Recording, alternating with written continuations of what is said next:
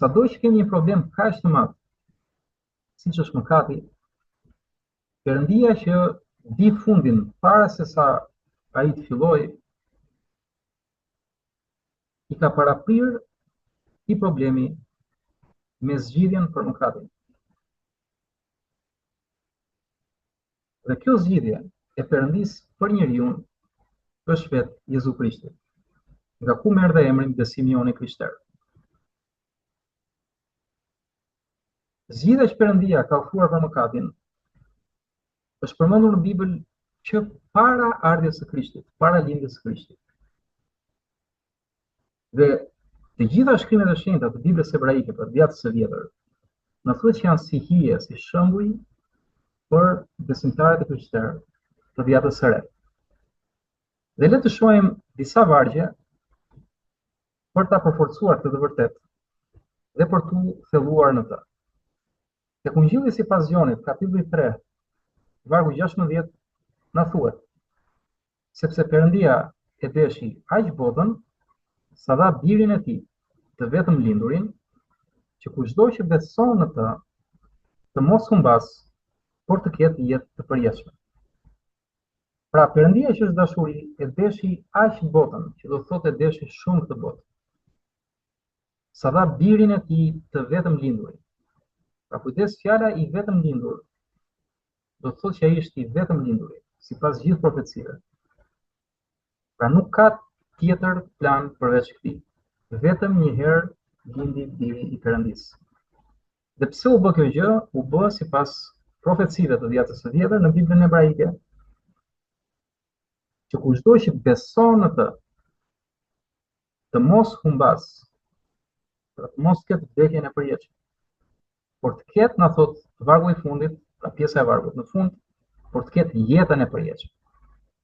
Pra Perëndia ka një tjetër dëshirë, ka një tjetër plan, dhe këtë ai e bën përmes birit të tij, Zotit Jezu Krisht, për jetën e përjetshme, për të gjithë ata që besojnë në të. Tek 1 Pjetri 3:18 na thuhet: sepse edhe Krishti vdiq një herë për mëkatarët, i drejti për të padrejtët, që t'ju sjell te Perëndia. Pra kujdes, bëjmë lidhje midis fjalës së vargut të parë të Ungjillit të Gjonit, vetëm lindurin, me fjalën një herë për mëkatarët. Pra i vetëm lindur dhe një herë do të thotë që ky është plani i vetëm i Perëndisë. Sot ka debate të shumta, diskutime të tepërta, dhe ka shumë fe që vazhdojnë në shpikjen vit pas viti. Dhe njerëzit thonë ka rrugë të ndryshme që të shkojnë te Perëndia. Por këtu na thuhet qartësi që vetëm biri i vetëm lindur i Perëndisë vdiq një herë për mëkatarët, ose për mëkatet tona. Pra i drejti, ai që jetoi një jetë pa mëkat, sipas shkrimeve, vdiq në kryq, pra i kryqëzuar, i poshtulluar që të na sjellte te Perëndia të shpejt. Sepse tham, Perëndia është i drejtë, është i shenjtë dhe çdo mëkat meriton shpagim sipas ligjit të Perëndisë. Dhe Perëndia erdhi vetë në birin e tij për të bërë shpagimin për mëkatet tona. Dhe nëse Krishti do ishte me mëkat, atëherë ky shpagim nuk bëhej, ai mund kryqëzohej, por nuk mund na sillte te Perëndia. Por ai jetoi si njeri, por pa mëkat, në mënyrë që me vdekjen e tij në kryq, Perëndia të bëjë paqe me njerëzimin, për gjithë ata që besojnë.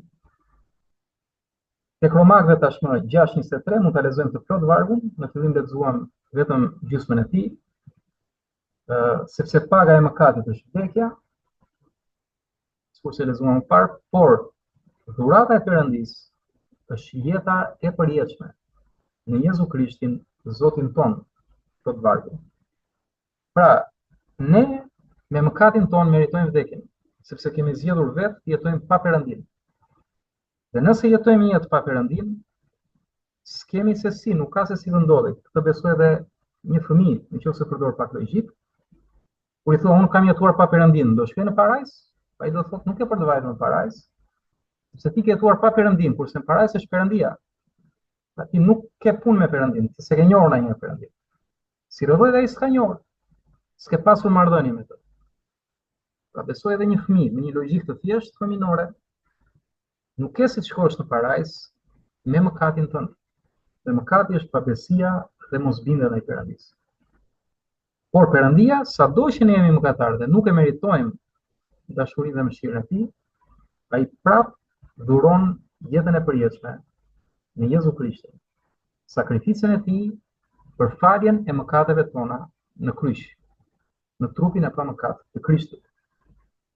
Dhe tek Gjoni 14:6, vetë Jezu Krishti thotë që unë jam rruga e vërteta dhe jeta, dhe askush nuk shkon tek Ati, vetëm nëpërmjet meje.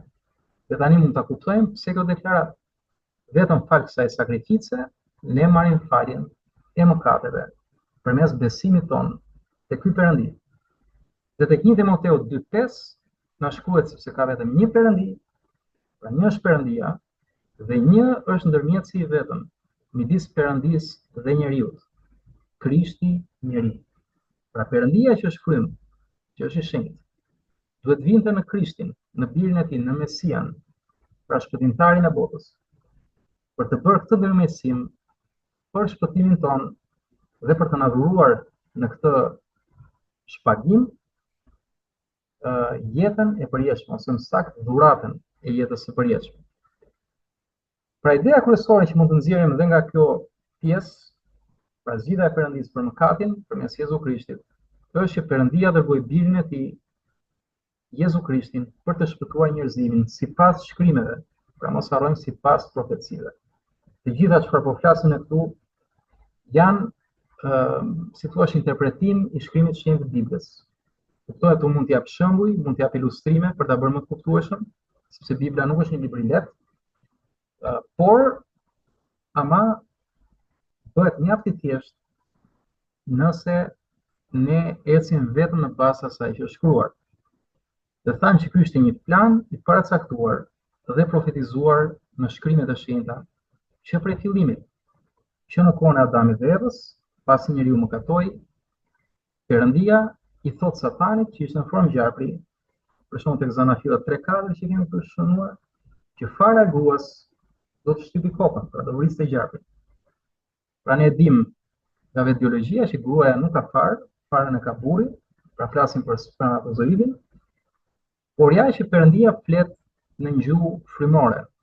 Dhe në fakt vetë gruaja që ishte Maria, pra Virgjëresha Mari, në të u ngjiz biri Perëndisë në fuqinë e frymës së shenjtë. Pra fryma e shenjtë zbriti tek Maria dhe në barkun e Virgjëreshës u ngjiz Jezu Krishti, i cili në kryq do triumfonte mbi vdekjen dhe mëkatin, që janë fuqitë kryesore të djallit.